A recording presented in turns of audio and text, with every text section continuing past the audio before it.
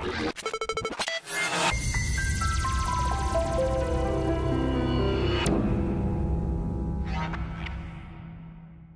now going to hear from Lowery, who is the marketing director of Curalate. He's going to share some of his ideas on how to optimize social media images. Thank you. So everyone that's wearing a t-shirt, can you raise your hand? Okay, so Natalie mentioned that there was some tech and startup people here. Those are probably the people that are working in tech or startup, like myself. Yes, my name's Brendan Lowery, marketing director at Curalate. There's my Twitter handle. I'm a millennial, so my self-worth is pretty much, basically how many followers I have on Twitter. So if you can follow me up here, fantastic. So really quickly on Curalate. Curalate's it's a really high-tech, really complicated thing. To make it really, really simple, we basically help a lot of retailers, a lot of publishers understand how the images from their website are being shared across all these new visual social platforms. So when someone takes an image from Gap.com and they share it to Pinterest, they share it to Tumblr, we help track that so Gap can understand where their products are being shared and what's being said about it. We work with a lot of brands. We've been around for about 3 years. We're a startup ourselves. We just crossed 80 employees, so we're growing really, really quickly. It's really exciting. And we do work with a lot of retail brands. But what I'm going to talk about today is a few different examples about how these new visual social networks can be optimized and how a lot of brands can engage with fans in a very cheap way, right? So all the examples I'm going to go through, none of this was done with our technology, and frankly, some of them may be about retail, and hopefully I don't offend any artists in the room. But good marketers copy and great marketers steal. So if you're in an industry where there isn't a lot of innovation yet, you want to look to retail, right? They have the big budgets, they have the forward-thinking just from their past history, they're always ahead of the game in terms of what they're doing online. So please take these ideas that I go through and think about how you can adopt them for your industry and for your business. So, overall, what unites marketers is the idea that we want to, control mindset, right? We want to get into the brains of our customers, of potential customers as well, and we want them to like these widgets, right? For a lot of us here, these widgets are experiences. We want people to enjoy themselves when they come to the city, when they visit our museums. And as a result, that will hopefully eventually drive money. Shout out to Ben Franklin. And if this happens, we feel like Superman or Superwoman, right? We feel like we're doing a job right. But there's one really, really large problem. Actually, I forgot this number. Some of the notes because it's that astounding. Okay, so does anyone know what the average attention span is for a goldfish? Anybody? It's 9 seconds, okay? The average attention span for a human is 8 seconds. Alright, so as a marketer, you kind of think to yourself, like, oh shit, okay, so I'm trying to grab the attention span of a human being, and you can't even do that for a goldfish when you see it in the carnival. So, and the reason that's happening is because all of the messages and all the images that are being spread and sent to consumers. 1.8 billion images are shared just today across all these social channels. It's a lot. And that's mainly happening because of Pinterest, because of Instagram, because of Tumblr. And these images are actually, while they can distract, they also create a really big opportunity. They expand the customer journey. So the bookends of when a consumer or a customer experiences your brand and when they kind of close that experience, it's been extended. And it creates a lot of new opportunities for brands. Previously, you can maybe send some direct mail. You can maybe, try and reach a consumer through again, direct mail. But the only way that you can really engage with them and learn from them was when they're actually at that experience. And so previously, it was only during that experience you could really engage with the consumer and potentially market to them. Now, with things like Pinterest, people are pinning the places that they want to visit. They're saving. They're showing aspiration to go to your museum, to go to a certain location, to go to your restaurant. And that's before the experience. And then after they have that great experience, they then celebrate it. So they're taking their own photography, they're sharing it to their social channels, they're sharing it with their friends. So now you have these two different bookends that enable you to kind of complete that entire experience and really touch those customers in different ways and in a much more personal way. So previously, this is how people would kind of bookmark and pin the things they love, right? They'd see something in a magazine, they would pin it to their wall.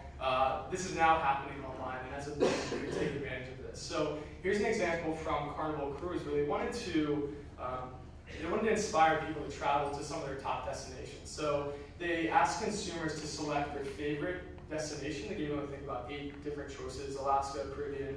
I wouldn't mind going to any of these. But they asked them to pick their favorite destination, and once the user selected that favorite destination, they then directed them to a Pinterest board of a ton of content around that location, right? This isn't content that Carnival created. This is simply content that they're curating around that experience. So as a result, they're inspiring their customer. They're adding that value. But on the back end, they're then getting a ton of information. So, but the value of collecting all those email addresses and figuring out where this is where they want to travel.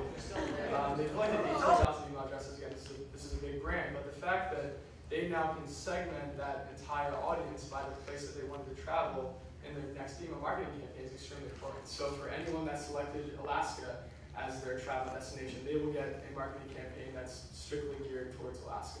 If they selected the Caribbean, they will get an email campaign that's strictly for the Caribbean. So in a way, they're inspiring, but they're also learning a lot on the back end to optimize and personalize engagement with that consumer.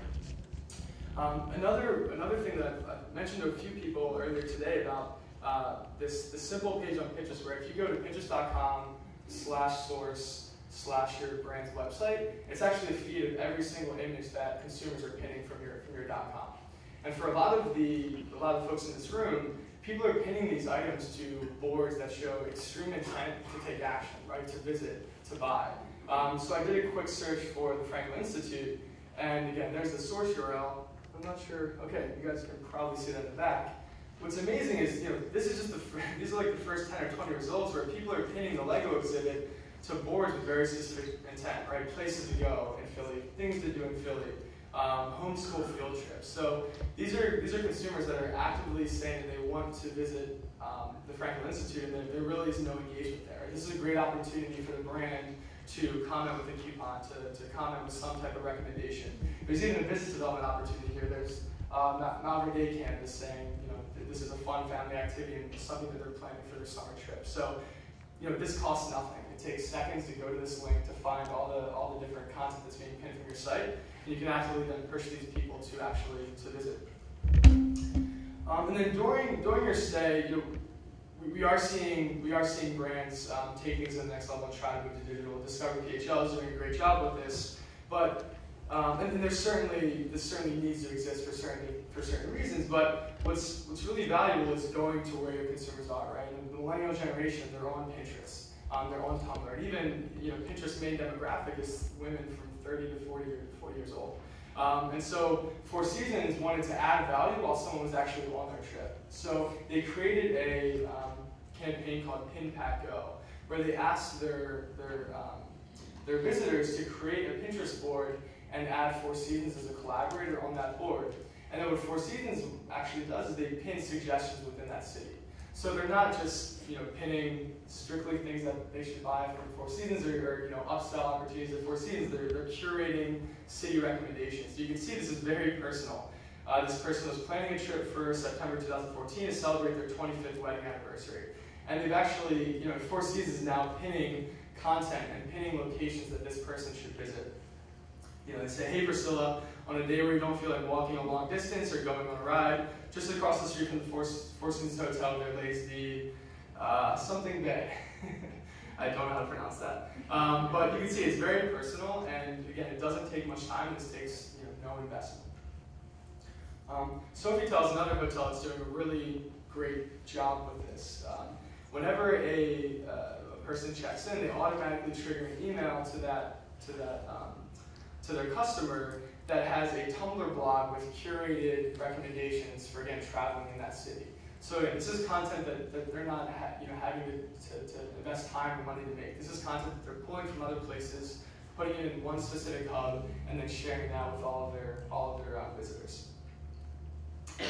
And then after is where it gets really exciting. So after you've personalized the planning for their trip, you've added value during the trip, they're going to be extremely happy and they're going to celebrate that stay. Maybe in the past, and some people may still do this, they buy a refrigerator magnet as a way to celebrate that trip and as a memory. But what people are doing now is they're saving those photos, they're sharing it to Instagram, they're creating Facebook albums about those stays. And I didn't have a chance to personalize this for this specific industry, but I'll give you a very specific retail example. So this is the brand Sephora, and this is a customer who is taking a beautiful photo after painting their Sephora nails, and they're using hashtag nail polish, hashtag Sephora nail spotting. So by searching for this hashtag on Instagram, Sephora is able to find a ton of content, again, that their consumers are taking the time to create. And the reason this is valuable is that it doesn't cost a dime, and it also creates a really authentic endorsement, right? This isn't Sephora saying, you should come buy my product, it's awesome. This is a peer, this is someone just like you and I who's endorsing a product in a very authentic and genuine way. And Sephora has understood and recognized that opportunity. And so now what they're doing is they're curating a Pinterest board of all of this UGC, all this user-generated content, and curating a board on Pinterest to celebrate their fans. So they're inspiring new customers by saying, not only Sephora is saying this is cool, but here are all of our fans that are saying that this is actually a high-quality product. But you also are celebrating that specific fan. When people get featured by these brands, they get really, really excited. I've seen, the marketing folks at the Barnes Foundation rebrand their customers' photos, and people love it. They're in the comments, they're bragging to their friends, they're tagging their friends that, this amazing, massive museum is actually featured. They took the time to thank one of their visitors and feature one of their photos. So it's a massive endorsement. And again, a lot of these examples are retail, some are hospitality, but there are ways that you can adapt this to your industry as well. Just get through that, and it's really interesting. I started putting this presentation together, and I came across this quote towards the end, and it matches kind of the overall theme, right? So this is the VP of Marketing at Sofitel. Am I pronouncing that correctly? Okay, awesome. So they say the guest experience is no longer limited to the stay. The experience starts before their arrival and extends post their departure. So our digital channels, including Tumblr, provide an ideal platform for these interactions. So now that these digital platforms are out there, you have the opportunity to personalize that engagement in the beginning and the end. And as a result, you're going to create much stronger relationships with your customers, and they're going to go tell all of their friends. Thank you. There's my email. And one thing, I'm extremely embarrassed that I don't know about any of these organizations. I've heard of some of the larger museums, so please come talk to me after this and tell me what you guys do. I'm really, really curious and just even just personally want to know what you guys are up to. Thank you.